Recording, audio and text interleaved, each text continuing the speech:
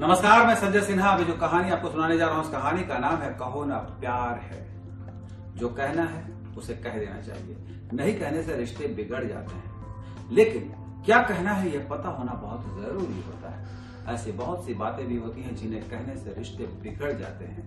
मसलन बेवजह किसी का दिल दुखाने वाली बात नहीं कहनी चाहिए।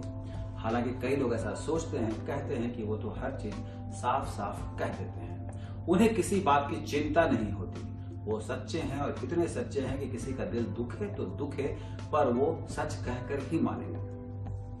संजय सिन्हा कोई रिश्तों के मसीहा नहीं है, ना वो इस विषय के गुरु हैं, पर इतना तय है कि वो रिश्तों की अहमियत को समझते हैं। वो जानते हैं कि जिनके पास कोई रिश्ता नहीं होता वो संसार में सबसे अभागे व्यक्ति होते हैं। संजय सिन्हा ये भी जानते हैं कि बहुत से लोग सिर्फ मुंहफट होने या ये जताने के लिए कि मैं अपने रिश्ते में कुछ भी कह सकता हूं, वो रिश्तों को खो देते हैं। वो ये सोचते हैं कि वो स्पष्टवादी हैं और बाकियों से अलग हैं। मैंने आपको पहले भी एक छोटी सी सच्ची कहानी सुनाई है, आज प्रसंगवश फिर से दोहरा रहा हूं। मैंने आपको बताया था कि मेरी माँ सर्दी की एक दोपहर घर के सामने लॉन में बैठकर मूंगफली खा रही थी। तभी वहां माँ की सहेली की बेटी चली आई। वो बड़ी थी और हम उन्हें दीदी कहते थे। दीदी ने माँ से पूछा था कि चाची क्या खा रही हैं।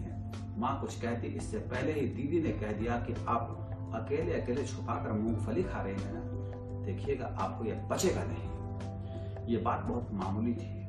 वो दीदी मुंहफट थी। माँ ने हंसकर कहा भी था कि अरे छुपा कर क्यों खाओगी, लो तुम भी खाओ। बात हो गई थी, पर उसी शाम माँ का पेट बिगड़ा। माँ की तबीयत खराब हो गई। माँ ने पेट खराब होने के बाद घर के सारे नुस्खे, जो घरेलू नुस्खे होते हैं, उनका इस्तेमाल किया। अजवाइन खाएं, हिंग खाएं, पर पेट ठीक नहीं हुआ। रह रहकर पेट में मरोड़ होता रहा। मैं माँ के लिए उन दिनों का प्रचलित पाचक पचनोल लेकर आया था। मुझे लगा था कि माँ की तकलीफ इससे दूर हो जाएगी, पर माँ की तकलीफ दूर नहीं हुई।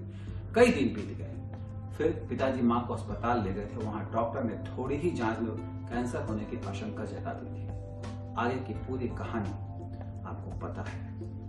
पिताजी माँ को कानपुर लेकर गए थे। वहां मेडिकल कॉलेज में माँ का ऑपरेशन हुआ था, पर माँ ठीक नहीं हुई। खैर आखिरी दिनों में माँ के मन में यह बैठ गया था कि उस दिन मूंगफली खाते हुए उस दीदी ने जो कह दिया था कि आपको पचेगा नहीं, तो माँ को वो पचा नहीं। माँ ने बहुत कातर होकर मुझसे एक बार कहा था कि कभी किसी से ऐसी कोई बात कहनी नहीं चाहिए जो गलत हो। वो दीदी मुंहफट थी। वैसे कोई बुरी नहीं थी, लेकिन उन्हें लगता था कि जो मुंह में आए बोल देना चाहिए। वो खुद को बहुत स्पष्टवादी समझती थी। उन्हें इस बात की जरा चिंता नहीं होती थी कि किसी को कोई बात बुरी भी लग सकती है। खैर मैं आज उस दीदी की कहानी को आगे नहीं बढ़ा रहा। आपको ये नहीं बताने जा रहा कि जब उनकी शादी हुई और उनके बोलने की, साफ साफ कुछ भी कहने की आदत का नतीजा क्या हुआ। मैं ये भी नहीं बताने जा रहा कि आज वो कहाँ है और कितनी तन्हा है। ऐसी एक ही दीदी को मैं नहीं जानता। मैं ऐसे बहुत से लोगों को जानता हूं जो कुछ भी बोलने को साफ कोई होना मानते हैं, पर मैं ऐसे जितने लोगों को जानता हूं वो धीरे धीरे अकेले पड़ जाते हैं। अब आप सोच सकते हैं कि संजय सिन्हा आज ये कहानी क्यों सुना रहे हैं। बात यह है कि कल मेरी जानने वाली ने फोन किया कि संजय जी मैं बहुत अकेली हूं, बहुत परेशान हूं, क्या करूं। मैंने उन्हें समझाने की कोशिश की, ये तो कोरोना काल है, इस समय कोई किसी के घर आ जा नहीं रहा, सभी परेशान हैं। उन्होंने कहा कि बात ये नहीं, मुझे कोई फोन भी नहीं करता। मैं किसी को फोन करती हूं तो सब व्यस्त होने का बहाना कहकर फोन काट देते हैं। मैं तो कोरोना के आने से पहले से बहुत दुखी हूं। पता नहीं कब तक अकेलेपन का यह दंश मुझे सहना होगा। मैं जानता हूं कि वो सही कह रही थी। उनका कोई परिचित, कोई रिश्तेदार उनसे मिलने नहीं जाता। सच तो यह है कि इसी शहर में उनका बेटा अपनी पत्नी और अपने बच्चे के साथ रहता है। मुझे याद है कि अपने बोलने की, कुछ भी बोलने की आदत के चलते वो बहू से लड़ बैठी थी और फिर वही हुआ जो नहीं होना चाहिए था। बेटा बहू अलग हो गए। कुछ समय तो ईगो का खेल चला, फिर नहीं मिलने की आदत बन गई। शुरू में बेटे को तकलीफ थी, पर अब नहीं है। आसपास के लोग भी उनसे कंडी काटते हैं। ये सारी बातें कोरोना काल के पहले की हैं और अब कोई उनके घर नहीं जाता। हर रिश्ते टूट गए हैं। आप बोलिए, जो कहना है कहिए। नहीं कहने से रिश्ते खराब हो जाते हैं, पर स्पष्टवादिता का मतलब कुछ भी कहना नहीं होता। आहत करने के लिए बोलने का मतलब होता है रिश्तों को खो देना। जमाने की परवाह नहीं करने का मतलब होता है एक दिन आप तन्हा हो जाएंगे। बेशक आदमी की एक उम्र तन्हाई में कट भी जाती है, पर बाद में ये तन्हाई बहुत बड़ी सजा बन जाती है। ऐसा भी समय आ जाता है जब सबके रहते हुए आदमी खुद को बहुत अकेला पाता है। आदमी एक उम्र में सोचता जरूर है कि वो अकेला सूरज को छू लेगा, पर सच्चाई ये है कि उसके हाथ अंधेरा ही आता है। और ये भी सत्य है कि जब दिल के दीप बुझ जाते हैं तो फिर चांद और सितारे भी दामन छोड़ देते हैं।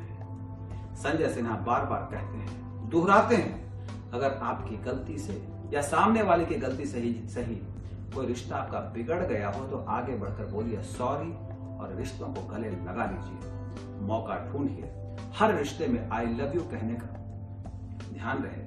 जिनकी जिंदगी के रिश्तों की नैया टूट जाती है उनके खिवैया भी बिछड़ जाते हैं। उम्मीद है इस छोटी सी कहानी का जो संदेश है, जो मर्म है, वो आप तक पहुंच गया होगा। और अब आपको ले चलता हूँ संदेशों के संसार में। हाय संजय सिन्हा, आपकी कहानी हमको बहुत अच्छी लगती है। हम सब फैमिली सहित आपकी कहानी सुनते हैं।